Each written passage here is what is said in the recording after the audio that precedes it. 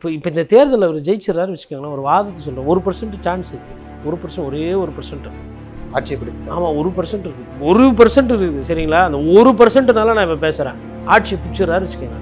அதுக்கு எதனா ஒரு மரியாதை இருக்குதா, மதிப்பு இருக்கா, மாண்பு இருக்கா?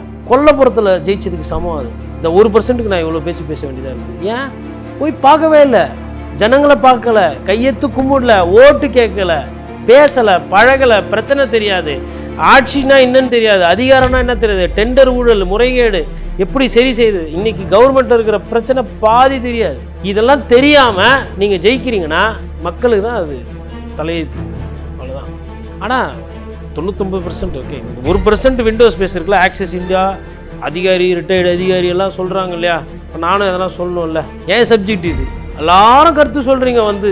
அப்புறம் மணிலா யூனிவர்சிட்டி, பிலிப்பீன்ஸில், சிங்கப்பூரில் எல்லாம் படிச்சுட்டு 4ஆம் தேதி there coming, there waiting for to see TVK president actor Vijay to become chief minister of India.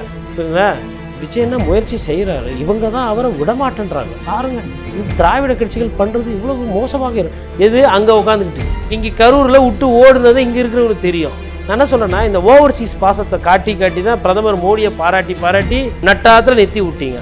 தயவு செய்து இங்கே வந்து ஒரு 10 நாள் தங்கி அவங்க என்ன அரசியல் பண்ணுறாங்க, எங்களுக்கு என்னெல்லாம் நல்லது பண்ணுறாங்க நீங்கள் பாருங்கள், பார்த்துட்டு அப்புறம் பாராட்டுங்க. தேர்தல் குமாரசாமி ரோலை வந்து விஜய் பண்ண மாட்டாருங்க. குமாரசாமி அரசியல்வாதிங்க, அவங்க அப்பா பிரதமராலாம் இருந்திருக்காரு. உங்களுக்கு வசதியாக இருக்குன்றதுக்கோசரம் குமாரசாமி ரோல் எடுத்துக்கணுன்றீங்க. பவன் கல்யாண் மாதிரி ஆக சொன்னீங்க, அவர் ஆகலை, அதனால் அடுத்து எடுத்துக்காட்டால் குமாரசாமிக்கு போயிட்டீங்க. அப்போ சுயமாக விஜய் சாராக இருக்க மாட்டார். இப்போ தெரியுதா அவருக்கு ஐடென்டிட்டி பிரச்சனை இருக்குன்னு. அவர் வந்து 3வது ஒரு பெரிய கட்சியை உருவெடுப்பார். மற்றபடி இடங்கள்ல 2வது அதிமுக பின்னுக்கு பல இடத்துல வர்றதுனால நீங்கள் 2வது இடம்லாம் கொடுக்க முடியாது. பாஜக கூட தான் போன தேர்தலில் பல இடத்துல அதிமுகவோட முன்னாடி வந்தது, அதனால் பாஜக வாங்கி பெரிய கட்சி. லிபர்ட்டி தமிழ் நேயர்களுக்கு வணக்கம். இன்றைய நேர்காணலில் நாம் சந்திக்க இருப்பவர் பத்திரிகையாளர் கோட்டீஸ்வரன் அவர்கள். வணக்கம் சார். வணக்கம் நேயர்களுக்கு அன்பு வணக்கம். இந்த கருத்து கணிப்புகள் வந்து கடந்த முறையை விட இந்த முறை வந்து ரொம்ப வித்தியாசம். ஏன்னா கடந்த முறை வந்து வாக்கு சதவீதம் வந்து இந்த முறை அதிகரிச்சிருக்குன்னு சொன்னாங்க. அதுக்கப்புறம் இல்லை, கடந்த முறை இருந்த அளவு கூட இல்லை, அதனால் ஆளுகின்ற அரசுக்கு வந்து எந்த எதிர்ப்பும் இல்லைன்னு சொல்கிறாங்க. இன்னொரு தரப்பு வந்து இப்போ 120 தான் திமுக வரும்னு எல்லா கருத்து கணிப்புமே 120 to 130 இந்த ரேஞ்சு தான் கொடுக்கறதுனால ஒரு தொங்கு சட்டசபை வர வாய்ப்பு இருக்குது. அதனால் பெங்களூரில் எப்படி குமாரசாமி அந்த ஒரு ரோலை எடுத்தாரோ, முதல்வர் ஆனாரோ, அதே போல் திமுக அதிமுக வந்தால் கூட இந்த குமாரசாமி ரோலை வந்து விஜய் எடுத்து கைப்பற்றுவார். அந்த மாதிரியான ஒரு சூழல் தமிழ்நாட்டில் வரப்போகுதுன்னு ஒரு கருத்து இருக்கலாம். எப்படின்னு பார்க்குறீங்க? இல்லைங்க, தொங்கு சட்டமன்றம் வரக்கூடாதுன்னு கிடையாது, மக்களோட முடிவு அதுவாக தான் இருக்குன்னா அது வரும். பட் பொதுவாக வந்து தமிழ்நாட்டில் அந்த மாதிரி அவங்க முடிவு பண்ணது கிடையாது. தமிழ்நாட்டில் ஒரு கிளியராக இவர் தான் வெற்றி பெறார், இவர் எதிர்கட்சியில், யார் ஆளுங்கட்சியாக உட்காரணும், யார் எதிர்கட்சியாக உட்கார வைக்கணும் தெளிவாக இருப்பாங்க. இப்போது அந்த பேச்சு ஏன் வருதுன்னா, திமுக எதிர்ப்பு அப்படின்றது தான் அதிமுக பேசுது, திமுக எதிர்ப்புன்றது தான் நாம் தமிழ் கட்சி பேசுது, திமுக எதிர்ப்புன்றது தான் விஜயம் பேசுறது. அப்போ எதிர் ஓட்டுகளை 3 பேர் பிரிக்கிறதுனால திமுகக்கே நேச்சுரலாக ஒரு அட்வான்டேஜ் இருக்குன்னு ஒரு தியரி. அது வந்து இந்த தியரி வந்து நிறைய தேர்தலில் வெற்றியும் பெற்றிருக்கு, அதனால் அதை திருப்பி பேசுகிறாங்க. அதே மாதிரி விஜய் வாங்கினது வந்து நிறைய திமுக எதிர்ப்பு ஓட்டு தான், அதனால் அதிமுகன்ற ஒரு கட்சி ரொம்ப மோசமாக போயிடும், அதனால் திமுக மொதல் இடமோ தாவேக்கா 2வது இடமோ அதிமுக 3வது இடம். இது ஒரு தியரி. 3வது ஒரு தியரி என்னன்னா, குறிப்பாக கொங்கு மண்டலத்திலலாம் பேசப்படுறது என்னென்னா, விஜய் அவர்கள் பிரித்தது வந்து திமுகவோட ஓட்டு தான், அதனால் அதிமுக எந்த பிரச்சனையும் இல்லாமல் ஒரு 130 140 சீட்டு ஜெயிச்சிரும் அப்படின்னு அவங்க ஒரு தேரி சொல்லிவிட்டு, இந்த தேர்தலில் வந்து அதிமுகவும் கூட்டணியும் வந்து அதிமுக கிட்ட இருக்க கூட்டணி கட்சிகள் நிறைய சீட்டுகள் ஜெயிப்பாங்க அப்படின்னு அவங்க பேசுகிறாங்க. அப்போது ஒவ்வொரு தியரி ஒவ்வொரு சினாரியோ ஓடிக்கிட்டு இருக்கு. அப்போ இந்த எக்ஸிட் போலில் ஏன் இவ்வளவு பேசு பொருளாச்சு, இவ்வளோ பிரச்சனை இந்த வாட்டி ஆச்சுன்னா, விஜய் அவர்களோட வருகையால் வந்து கணக்கெடுக்கிறதுல சிக்கல் வந்துருக்கு.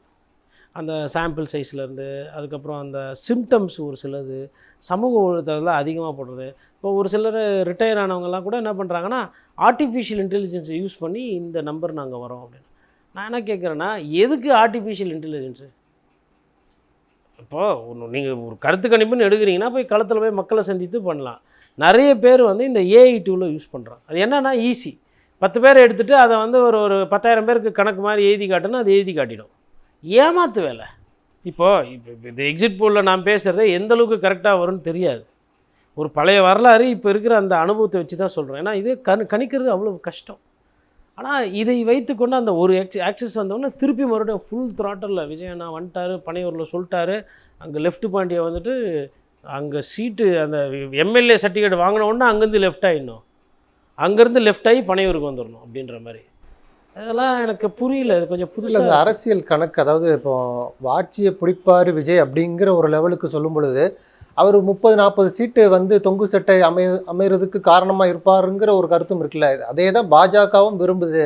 அதாவது ஒரு யாருக்குமே அதிகமான பெரும்பான்மை கிடைக்கலன்னா பாஜக தன்னுடைய விளையாட்டை விளையாடும், அதற்காக தான் விஜயை பயன்படுத்துனாங்க அப்படிங்கிற கருத்து கூட இருக்கு இல்லையா? மக்கள் நிறைய இடத்துல விளையாடி இருக்கிறாங்க, 234 தொகுதியில் விளையாடி இருக்காங்க. மக்களோட விளையாட்டை பார்த்துட்டு அதுக்கப்புறம் பாஜக விளையாடுதா, இல்லை விஜய் டான்ஸ் ஆடுறாரா, இல்லை எடப்பாடி பழனிசாமி பாட்டு பாடுறாரா, இல்லை ஸ்டாலின் சார் கம்பு சுற்றுறாரான்றது நமக்கு தேர்தல் குமாரசாமி ரோலை வந்து விஜய் பண்ண மாட்டாருங்கிறீங்களா? குமாரசாமி அரசியல்வாதிங்க, அவங்க அப்பா பிரதமராலாம் இருந்திருக்காரு. உங்களுக்கு வசதியாக இருக்குன்றதுக்கோசரம் குமாரசாமி ரோல் எடுத்துக்கணுன்றீங்க. பவன் கல்யாண் மாதிரி ஆக சொன்னீங்க, அவர் ஆகலை. அதனால் அடுத்த எடுத்துக்காட்டாக குமாரசாமிக்கு போயிட்டீங்க. சரி, அதுதான் போச்சுன்னு பார்த்தா என்டி ராமாராவுன்ட்டீங்க 2 நாளைக்கு முன்னாடி. சரி, என்டி ராமாராவுக்கு முன்னாடி என்ன சொன்னீங்க? எம்ஜிஆர் சொன்னீங்க.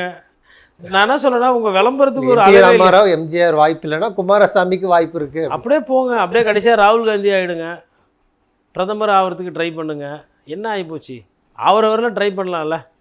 ஆனால் வரலாறு அவரவரெலாம் முயற்சி தானே. அப்போ சுயமாக விஜய் சாராக இருக்க மாட்டார். இப்போ தெரியுதா அவருக்கு ஐடென்டிட்டி பிரச்சனை இருக்குன்னு? அவர் சினிமாவில் வந்து அவருக்குன்னு ஒரு தனி பாணி இருக்குது, அரசியல் அவருக்குன்னு தனி பாணி இல்லை. அவர் என்ன பண்ணுறாரு? அவர் போகிற இடத்துலலாம் கை காட்டுறாரு, பேசுகிறாரு. அவங்கள வந்து அந்த அந்த நேரத்தில் அந்த சூட்டை கிளப்பி விட்ற மாதிரி ஒரு தெம்பாக இருக்குது அந்த பேச்சு. இந்த இளைஞர்களுக்கு எப்படி பிடிக்குமோ வசீகரமாக பேசுகிறது அவரை பிடிக்கும் இல்லையா?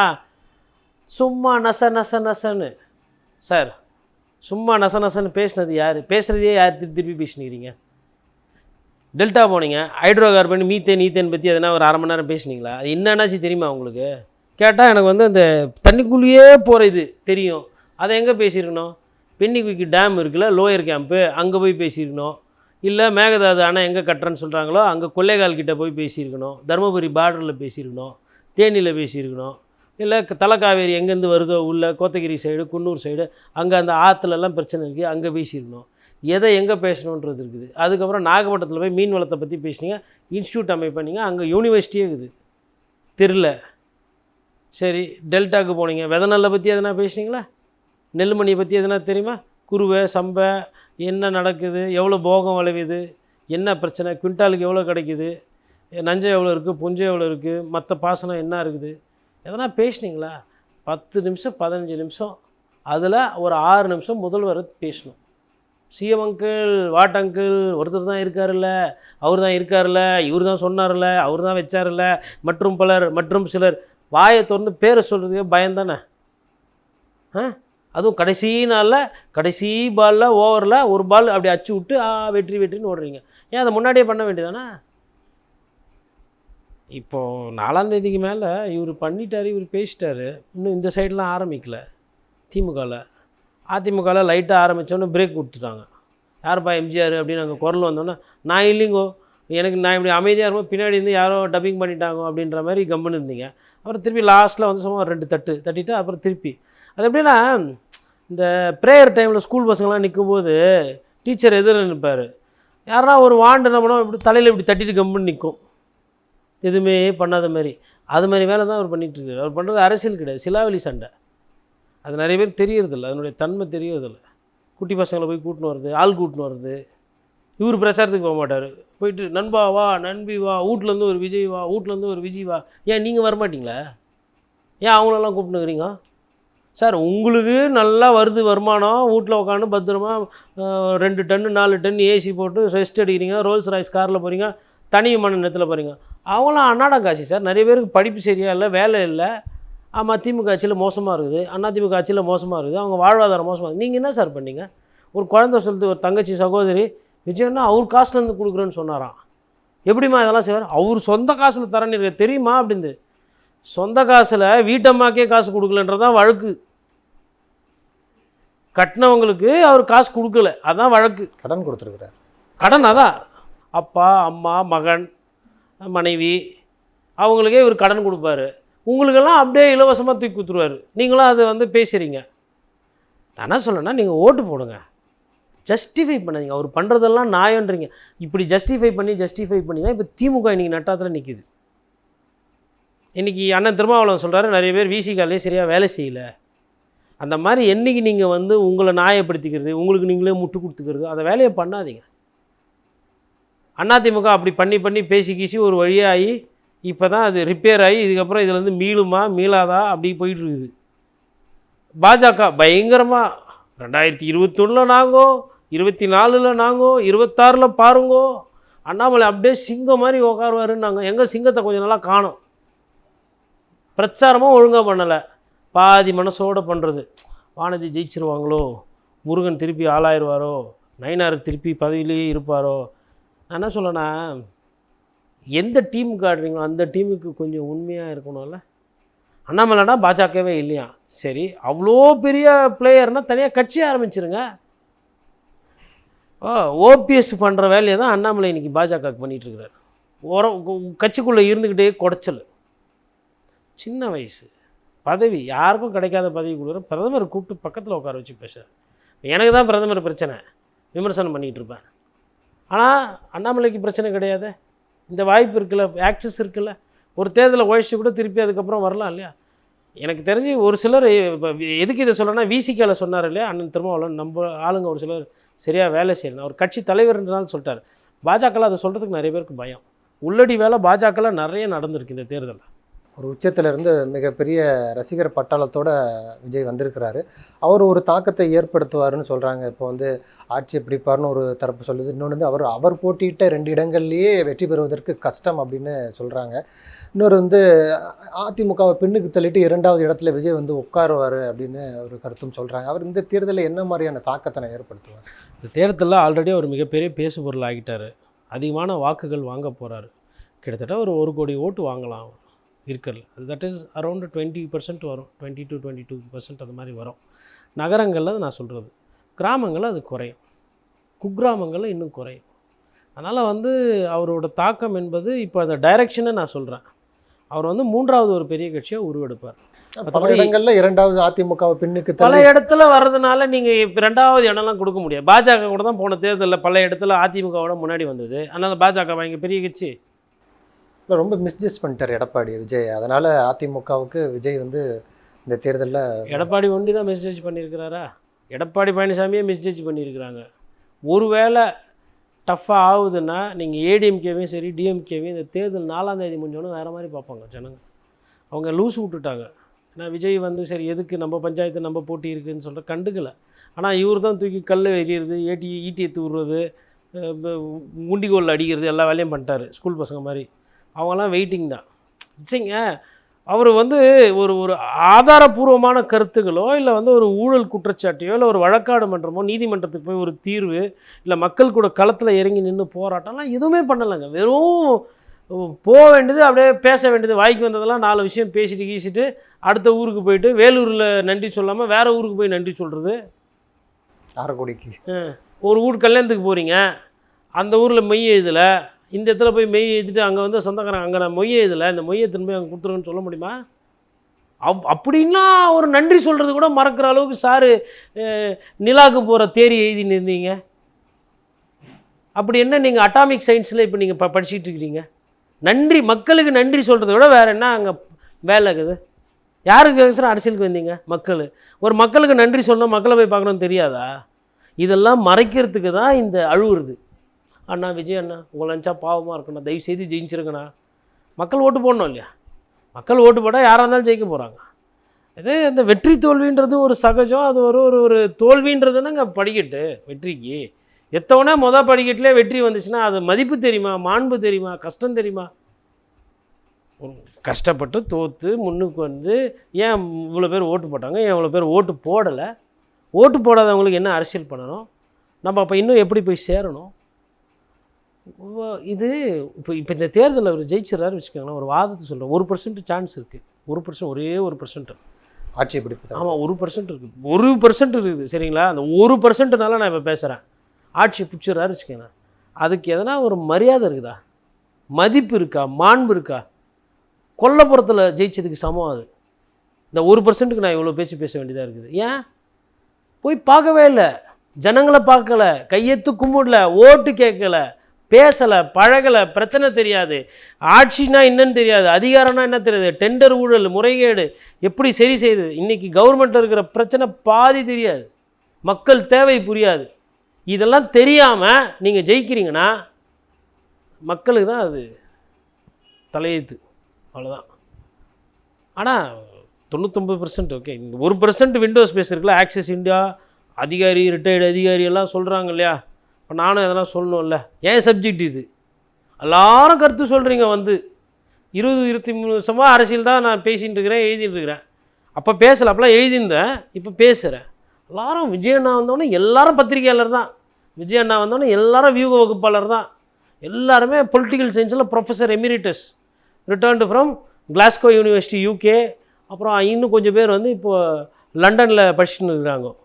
அப்புறம் இந்த பெரிய பெரிய யூனிவர்சிட்டிலாம் இருக்கும், வேல்ஸு, ஆக்ஸ்ஃபோர்டு, அது மாதிரி அங்கெல்லாம் படிச்சுட்டு இருக்கிறாங்க. அப்புறம் மணிலா யூனிவர்சிட்டி, பிலிப்பீன்ஸில், சிங்கப்பூரில் எல்லாம் படிச்சிட்டோன்னா 4ஆம் தேதி there coming, there waiting for to see TVK president actor Vijay to become the chief minister of India. புரியுதுங்களா? இது சின்ன பதவி, இதுக்கு அடுத்து ஒரு தேர்தல் இருக்குது, சீஃப் மினிஸ்டர் ஆஃப் இந்தியா நிற்க போகிறோம் நாங்கள். அப்போ மேலை நாட்டிலேருந்துலாம் வருவாங்க. இன்னும் ஒரு சில பேர், விஜயண்ணா நீங்கள் எதுக்கும் பயப்படாதீங்க, நாங்கள் இங்கே இருந்து கொண்டு இருக்கிறோம், இங்கே இருந்து நாங்கள் உங்களுக்காக வாக்கு செலுத்த வரோம், நீங்கள் வரவே வானான்றாரு அண்ணன் நாம் தமிழர் கட்சி அண்ணன் சீமான்.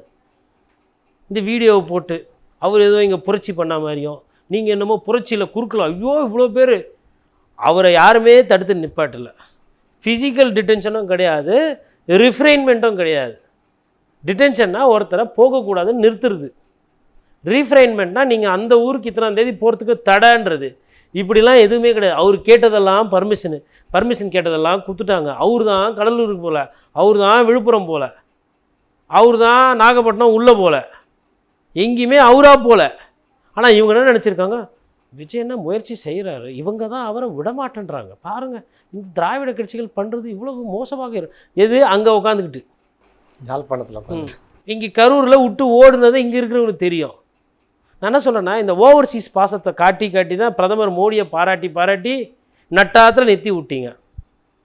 கொஞ்சம் அதாவது வெளியூரில் இருந்துக்கிட்டு இங்கே இருக்கிற தலைவர்களை பாராட்டணுன்னா தயவுசெய்து இங்கே ஒரு 10 நாள் தங்கி அவங்க என்ன அரசியல் பண்ணுறாங்க, எங்களுக்கு என்னெல்லாம் நல்லது பண்ணுறாங்க நீங்கள் பாருங்கள், பார்த்துட்டு அப்புறம் பாராட்டுங்க. நான் உலகத் தமிழர்கள் நிறைய பேருக்கு இதுதான் சொல்கிறேன், எல்லாரும் இல்லைங்க, இது ரொம்ப சதவீதம் கம்மி.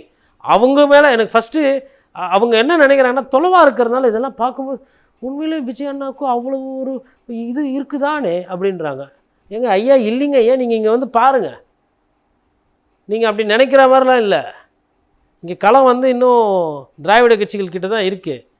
அப்போ திராவிட கட்சிகள் ஊழல் கட்சிகள், அப்போ எதுக்கு இந்த பத்திரிகையாளர் திராவிட கட்சிகள் சப்போர்ட் பண்ணுறாருன்னா, நான் கட்சிக்கு தான் சப்போர்ட் பண்ணேன், ஊழல்வாதிக்கல்ல. கட்சின்றது பொது சொத்து. இப்போ விஜய் அவர்கள் ஆட்சி பிடிக்கிறாரு, இல்லை விஜய் அவர்கள் முக்கியமாக வராருன்னா, ஒன்று அண்ணாவோட சொத்து, இல்லை அண்ணா நமக்காக விட்டு சென்ற சொத்து திமுக, அது அழிய போகுது. இல்லை எம்ஜிஆர் இந்த மக்களுக்கு கொடுத்த கொடை, அது அண்ணா திமுக, அது அழிய போகுது. இது ரெண்டுமே கீழே இருக்கிறவங்கள மேலே கொண்டு வரணுன்றது அந்த நோக்கம் என்பது இருக்குது, அது அடிநாதம். இப்போ கம்யூனிஸ்ட் கட்சி நாளைக்கு அழியுதுன்னா முதல்ல ரத்த கண்ணி வடிக்கிறது நானாக தான் இருக்கணும். என்ன காரணம், அதில் ஒரு சுயநலம் இருக்குது. ஏன்னா ஏழைப்பாழ 10 பைசாக்கு பிரயோஜனம் இல்லாதவங்களுக்கும் வக்கு இல்லாதவங்களுக்கும் வாழறதுக்கு வழி இல்லாதவங்களுக்கும் ஒரு கட்சி இன்றைக்கி குரல் கொடுக்குது, மூலம் முடுக்கனா அது கம்யூனிஸ்ட் கட்சி ஒண்டி தான். கட்சியோட எனக்கு 1000 கருத்து வேறுபாடு இருக்குது. அவங்க ஆட்சியை பிடிக்கிறதுக்கு உண்டான லட்சணமும் தெரியல, வழியும் தெரியல, போகிறதுக்கும் வழி இல்லை. இது பிரச்சனை. ஆனால் அதுக்கு நான் அது அழியுது அப்படின்னா அது பார்க்கக்கூடாது. தாவேக்காவும் நல்லா இருக்கணுன்றது தான் சொல்கிறது. இப்படி போச்சுன்னா கட்சி அழிஞ்சிரும். ஏன்னா வெறும் யூடியூபு, டிக்டாக்கு, ரீல்ஸ் இது தான் இருக்கும். இப்போனா என்ன டைம் இது, சம்மரா? சின்ன சாம்பிள் சொல்கிறேன். இவங்க பண்ணுற லட்சணம், இந்த ஸ்பேசஸில் போய்ட்டு இவனை பெல்ட்டில் அடிக்கிறேன், அவனை ஊசி வச்சு குத்துறேன், அவன் காதை பிடிச்சி திருவுறேன், வச்சா அவன் கழுத்துலேயே கிள்ளிட்டு வந்துரு, தலையில் கொட்டிட்டு வந்துரு. இதெல்லாம் நல்லா பேசுகிறீங்கல்ல. ஏன் ஒரு தர்பீஸ் பழம் வாங்கி எங்கன்னா விஜய் நற்பணி மன்றம் இல்லை தமிழக வெற்றி கழகம் போட்டு ஒரு இந்த போலீஸ்காரங்க நிற்கிறாங்க வெயில், நிறைய பேர் உங்களுக்கு தான் ஓட்டு போட்டுக்கிறாங்க, ரொம்ப சந்தோஷம். ஆல்ரெடி அதை காவல்துறை திமுக அப்படியே ரொம்ப ரசித்த டிபார்ட்மெண்ட்டு. சமீபத்தில் இப்போ வரும் ரிப்போர்ட்டு, அவங்களுக்கே தெரிஞ்சிருக்கும், தபால் ஓட்டு இந்த வாட்டி வழக்கத்தை விட அதிகமாக குறைஞ்சி போயிருக்குது. ரொம்ப ரசித்து நேசித்தாங்க காவல்துறை, நல்லா வச்சு செஞ்சுருக்கிறாங்க. காவல்துறையால் தான் இன்றைக்கி அவ்வளோ பிரச்சனை, இப்போவும் பிரச்சனை. சரி, இப்போ தாவேக்காக்கு நல்லா நிறைய ஓட்டு போட்டிருக்கல, அவங்களுக்கு ஒரு நீர் ஆகாரம் இல்லை வெயிலில் கஷ்டப்படுறவங்களுக்கு ஒரு சாப்பாடு கொடுக்குறது, இல்லை ஒரு தண்ணி கொடுக்குறது, ஒரு பானையை வச்சு தாவேக்கான்னு எலெக்ஷன் கமிஷனில் பர்மிஷன் கேட்டால் கொடுப்பாங்கங்க. கடந்த காலத்தில் கேட்டிருக்காங்க. இந்த தாவே இதில் இப்போ நீங்கள் உடனே கேட்பாங்க புத்திசாலி, இந்த கோட்டீஸ்வரன் பாருங்கள் தாவேக்காவை கேட்குறாரு, திமுகவை கேட்டாரா அண்ணா திமுகவை கேட்டாரான்னு.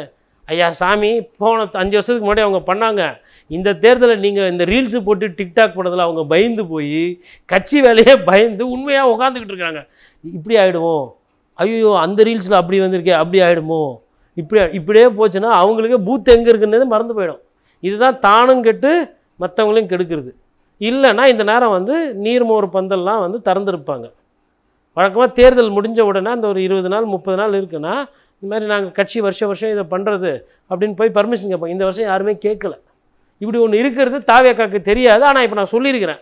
அதனால் இதையும் தாய் உள்ளத்தோட சரி, உங்களோட நோக்கமோ தாவேக்கா நோக்கமோ மக்களுக்கு உதவி பண்ணுறது, இந்த ஏழை பத்திரிகைக்காரனோட நோக்கமும் வந்து தாவேக்காக்கும் மக்களுக்கும் உதவுறது. மக்களுக்கு யார் வேணால் உதவலாம். அதனால் நீங்களும் பெரிய காசு பெரிய பக்காமாஸ் கட்சி, அதனால் எல்லா இடத்துலையும் அந்த சென்னையிலலாம் நிறைய ஓட்டு வாங்கியிருக்கிறதா சொல்கிறாங்க. ரிசல்ட் 4ஆம் தேதி வருது. பர்மிஷன் போட்டு அங்கங்கே நீர்மோர் பந்தல், இந்த ரஸ்னா பாக்கெட்டு கொடுக்குறது, வெள்ளரி பிஞ்சு, அப்புறம் அந்த பேர் என்னது தர்பீஸு, அதெல்லாம் வந்து லஸ்ஸி வசதி நிறைய இருந்தால் இதெல்லாம் போட்டு நீங்கள் தாயுள்ளத்தோடு கொடுத்தீங்கன்னா, விஜயநகர் நிறைய பணம் இருக்கான். அந்த தங்கச்சி சகோதரி சொல்லிச்சு விஜயனா சொந்த காசு கொடுக்க போகிறாரு. தயவுசெய்து அந்த சொந்த காசை வாங்கி கொடுத்து அங்கே எங்கே, அது வேலூரில் குறிப்பாக, வேலூர்லேயும் வெயில் அதிகமாக இருக்குது.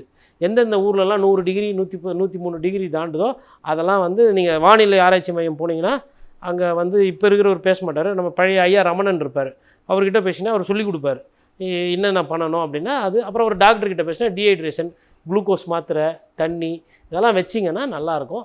இல்லை இன்னும் ஒரு படி சூப்பர் அப்படின்னா உங்கள் வீட்டுக்கு மேலே மொட்டை மாடியில் ஒரு சின்ன சட்டியில் கொஞ்சம் தண்ணி ஊற்றி வைங்க. காக்கா குருவி நைட்டில் வர ஆந்தை அதெல்லாம் வந்து குடிச்சிட்டு கொஞ்சம் அந்த டீஹைட்ரேஷன் சப்போர்ட் பண்ணும். இது வெயிலில் எல்லா கட்சியும் பண்ணுறது. நீங்கள் கட்சின்னு நான் நம்புகிறேன். அதனால் தயவுசெய்து நீங்களும் இதை செஞ்சிங்கன்னா நல்லாயிருக்கும்.